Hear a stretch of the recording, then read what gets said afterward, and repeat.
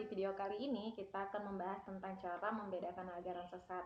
Ya, ajaran sesat sendiri adalah ajaran yang menyimpang dari kebenaran firman Tuhan Allah atau yang tidak sesuai dengan kebenaran pokok Alkitab.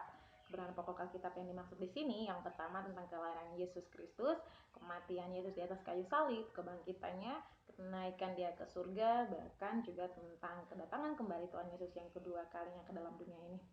Untuk mengawalinya, mari kita buka Alkitab kita di dalam kitab Roma pasal yang ke-16 ayat yang ke-17. Saya akan bacakan bagi teman-teman.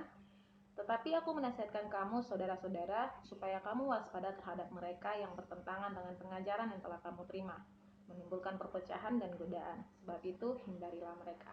Nah, firman Tuhan di sini Paulus menasihatkan kepada setiap saudara-saudara seiman yang ada di Roma agar mereka menjauhkan diri dan berwaspada dari setiap ajaran-ajaran baru yang bertentangan dengan ajaran yang sudah mereka terima. Nah, ajaran yang mereka sudah terima di sini adalah ajaran Yesus dan juga ajaran para rasul yang mengajarkan tentang kebenaran sejati yang membawa tanda keselamatan di dalam Tuhan. Nah, teman-teman, berarti ajaran sesat ini bukan baru saja ada di zaman kita, tapi sudah ada di zaman para rasul juga, bahwa ajaran sesat sering mengganggu bahkan membawa orang-orang untuk meninggalkan kebenaran sejati lalu ikut terhipnotis di dalam ajaran ini dan ikut memegangnya dengan teguh.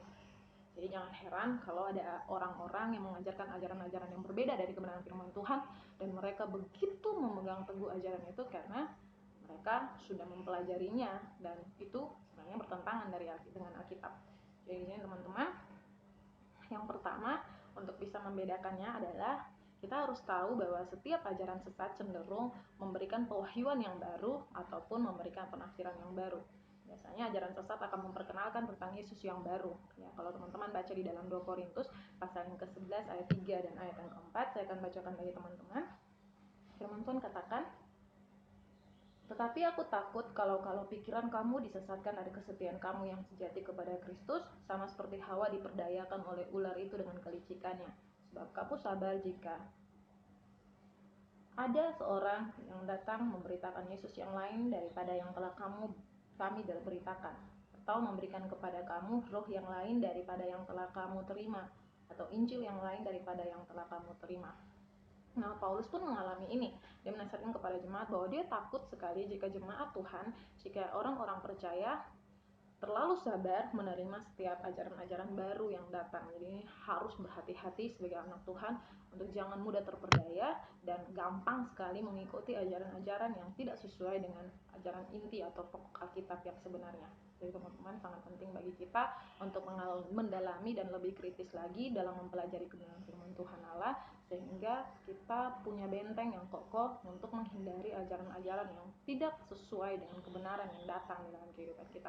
Beberapa waktu yang lalu pun saya melihat di Facebook, di media sosial ada ajaran-ajaran baru yang mengajarkan bahwa Yesus sudah datang kembali ke dalam dunia dalam bentuk rupa seorang wanita. Nah, ini sangat disayangkan karena beberapa anak Tuhan mengaminkan, mengiyakan, like pula. Di sini saya merasa bahwa ini patut menjadi bahan pergumulan bagi setiap kita hamba-hamba Tuhan, bahkan anak-anak Tuhan, untuk mengajarkan ajaran-ajaran yang benar, yang sesuai dengan kebenaran firman Tuhan, bahkan untuk membawa jemaat dan setiap anak-anak Tuhan untuk kembali hidup di dalam kebenaran firman Tuhan yang sejati, biar kita nggak mudah digoncangkan atau mudah Yang kedua, yaitu mengenal dari buahnya. Nah, teman-teman, Tuhan Yesus pun mengajarkan di dalam kitab Matius pasal 7 ayat 15 sampai 23 bahwa dari buahlah akan ketahuan pohon itu baik atau tidak. Saya akan bacakan buat teman-teman. Matius pasal 7 ayat 15 dan ayat yang ke-16 ya. Waspadalah terhadap nabi-nabi palsu yang datang kepadamu dengan menyamar seperti domba, tetapi sesungguhnya mereka adalah serigala yang buas. Dari buahnya lah kamu akan mengenal mereka. Dapatkah orang memetik buah anggur dari semak duri atau buah ara dari rumput duri? Nah, firman Tuhan di sini dengan jelas menyatakan bahwa orang-orang sesat, ajaran-ajaran sesat bisa menyamar seperti domba. Artinya mereka bisa melakukan hal-hal yang baik. Tapi firman Tuhan Yesus menegaskan di sana bahwa akan kelihatan dari buahnya. Nah, teman-teman, di sini yang harus teman-teman berhati-hati adalah kalau seperti teman-teman membeli makanan, buah-buahan di pasar atau di supermarket, biasanya teman-teman akan menemukan bahwa ada buah-buah yang kelihatannya lezat tapi belum tentu buah itu baik. Mengerti di sini ya, maksud saya bahwa sesuatu yang kelihatan baik belum tentu baik. Itu harus diuji dulu. biar kita tahu itu baik dan tidaknya, benar atau salahnya. Nah, Tuhan Yesus ingin kita mempelajari ini, bahwa buah yang dihasilkan itu harus sesuai dengan kebenaran firman Tuhan Allah.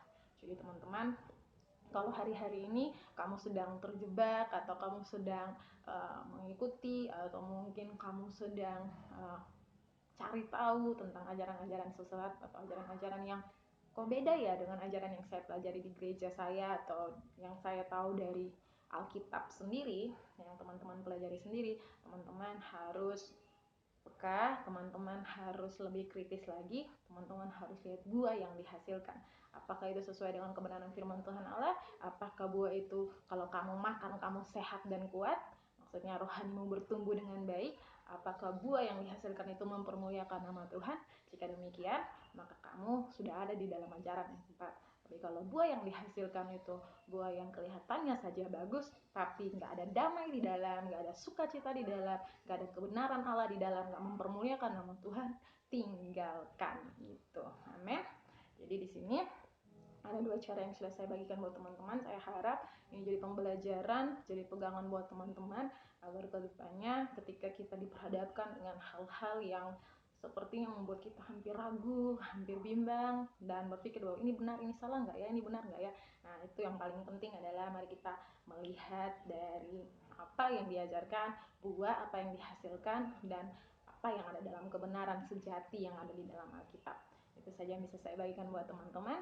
Semoga hari ini teman-teman terus bersukacita dan diberkati selalu di dalam Tuhan. Tuhan Yesus mengasihi kita semua.